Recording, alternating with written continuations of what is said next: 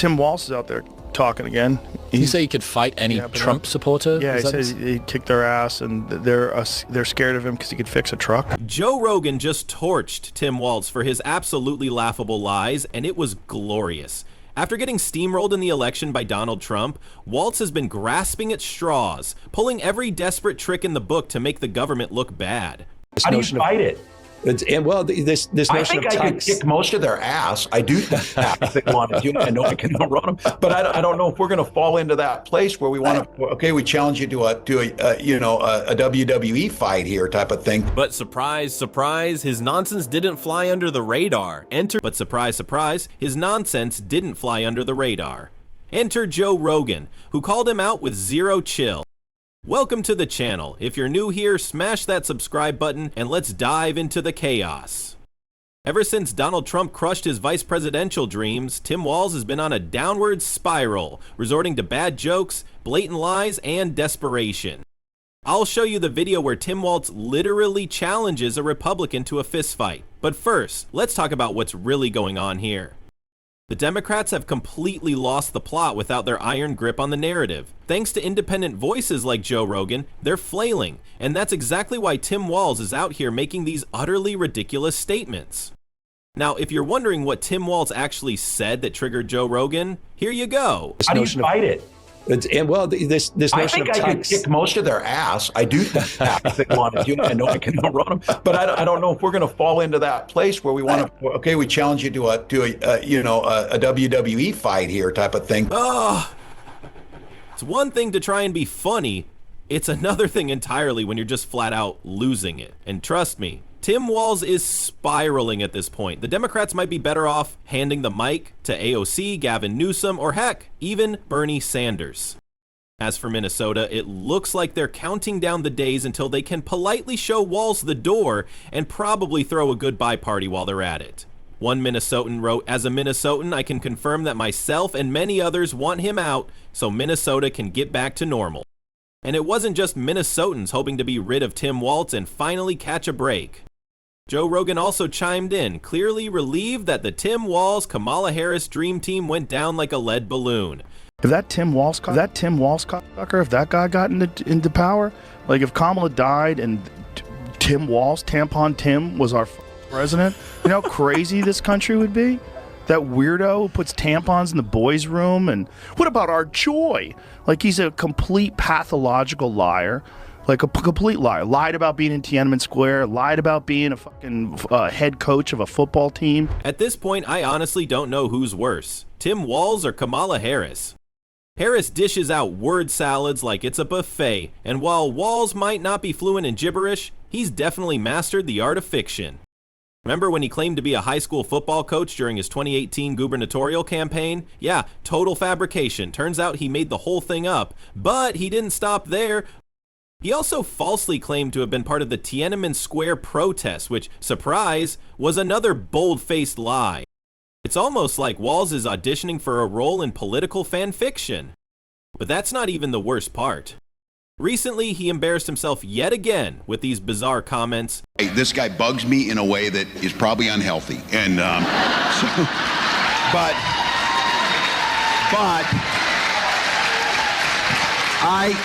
I have to be careful about being a smartass. I was making a joke. These people have no sense of humor. They are the most literal people.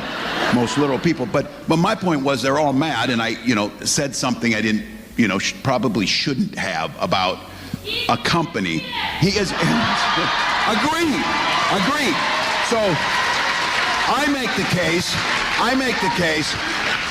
They're all butthurt about the Tesla thing, but they don't care the disrespect they have shown to employees at the Minneapolis VA who care for our veterans, and they fire them.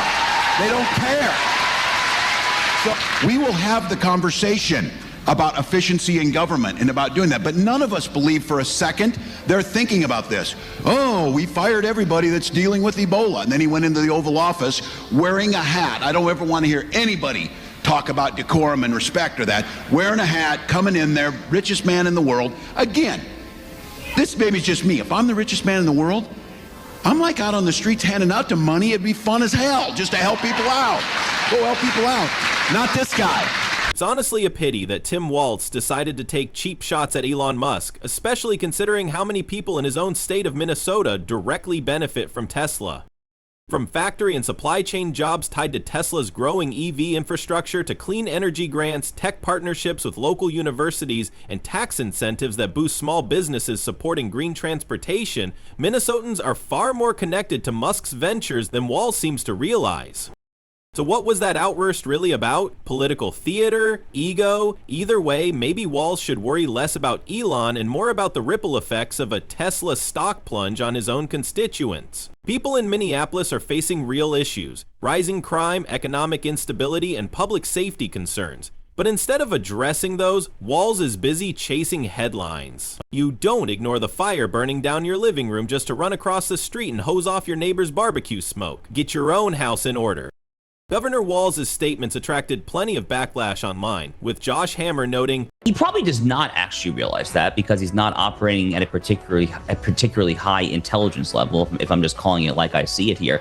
You know, there actually are some moderate-ish Democrats who are not going like full, complete, utter, disgusting jerk when it comes to the issue of Tesla. So, for instance, Rogan, who comes from Silicon Valley, he plays footsie with a lot of the big tech bigwigs. You know, he had an interview this past week, Rita, where he said, I'm not rooting against Tesla. Tesla employs 20,000 people in my district. Okay, thank you for speaking some common sense there. But Tim Walz doesn't really know common sense from the other side of his foot there. I mean, this man speaks drivel, and when he's not speaking drivel, he's speaking far left ideological pablum there. Thank God this man is not the vice president of the United States right there. I mean, frankly, rooting for an iconic American company to fail in this manner, to root for people who are living off of their investment income, living off their capital gains, people who are in their 60s, 70s, who are retired, who are just living off of their dividends, whatever they're rooting for them to fail is nothing short of disgusting. It's not about Elon Musk. It actually is virtually nothing to do with Elon Musk.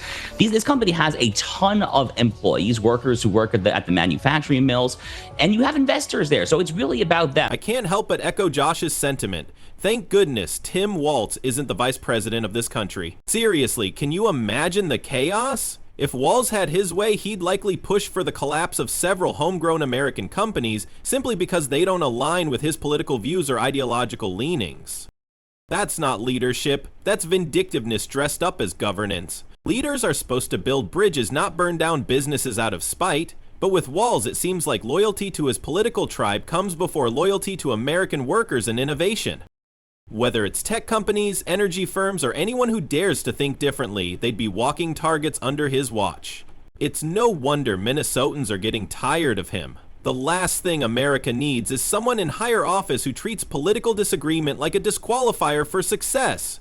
We need leaders who can disagree without trying to destroy. Thankfully, the country dodged a bullet. Tim Walz's approach also riled up Bill Maher, who hilariously roasted him. Why put her out there? It looked like when your dad goes with the young woman to help buy a car, you know, when dad comes along. I mean, why? She hadn't done an interview in so long. Or maybe that's the strategy. They look like a married couple. They look like every interracial couple in every commercial.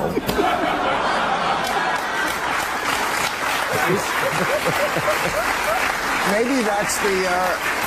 No, but they messed it up because they didn't do the optics right because she looked like she was only 2 feet tall and he was up front looking like Frosty the Snowman. So it kind of failed, but I see what they were going for. Yeah, I'm pretty sure that's how the Democrats ended up floating a Tim Walz Kamala Harris ticket. Because honestly, I can't think of a single good reason these two should be anywhere near the top of a national ballot. It's like pairing oil and water, awkward, ineffective, and bound to separate under pressure. They're a total mismatch with zero connection to the pulse of the country. Neither of them seems to understand what everyday Americans are going through.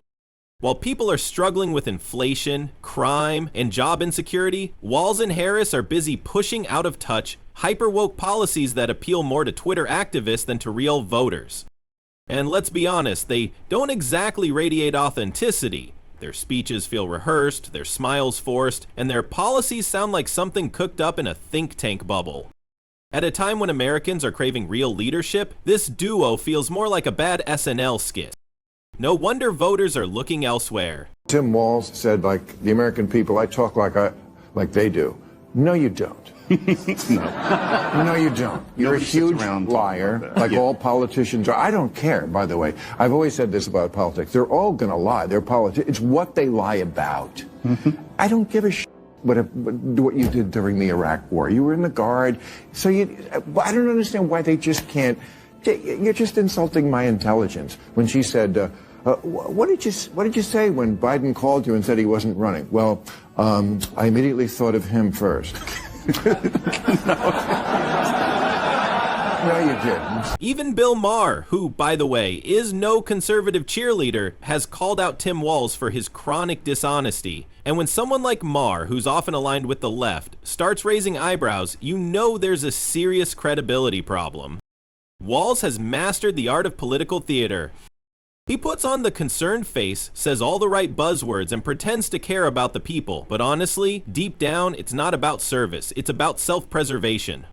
What Walz truly cares about is power and the perks that come with it. The influence, the spotlight, the cushy political life. If he genuinely cared about the people of Minnesota, or the country for that matter, he wouldn't feel the need to fabricate stories or exaggerate his past. Why lie? Because the truth doesn't serve his ambition. Telling the truth means being accountable, and accountability doesn't exactly mix well with the hunger for unchecked power. That's the real Tim Walz. Mask on, hand out. I mean, fracking. Dana Bash had her dead to rights. It's like, you said this. I have the quote. I'm reading it to you.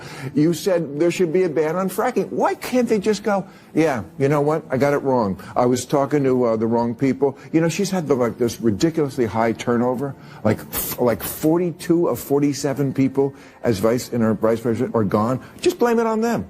You know why these assholes are gone? Gave me the wrong information on fracking. Sadly, they refuse to take responsibility for the fallout from the very lies they've been feeding, both to themselves and to the public. Instead of owning up to their mistakes, they double down. A perfect example? When it became glaringly obvious that droves of people were abandoning the Democratic Party, fed up with nonstop gaslighting, radical policies, and the obsession with woke ideology, Tim Walz didn't stop to ask why. He didn't reflect. He didn't reconsider. Nope, he blamed the people leaving. That's right, he actually turned the blame around and gaslit former supporters, accusing them of being intolerant or closed-minded for daring to consider new ideas. Imagine that. People are tired of the noise, the performative politics, and the hypocrisy, and Walz responds by insulting their intelligence. This is exactly why voters are walking away. When leaders treat criticism as betrayal and accountability as optional, they lose the very trust that put them in office in the first place. In the end, Tim Walz has become a symbol of everything voters are rejecting: dishonesty, performative politics, and a blatant disconnect from reality. From fabricating stories about his past to gaslighting the very people he claims to represent, Walz has proven time and again that power matters more to him than principle. His bizarre outbursts, lies, and out-of-touch commentary aren't just embarrassing, they're dangerous for a party already losing ground. Even voices like Joe Rogan and Bill Maher, hardly right-wing mouthpieces, have called him out. And yet, instead of self-reflection, Walz keeps digging in, blaming voters for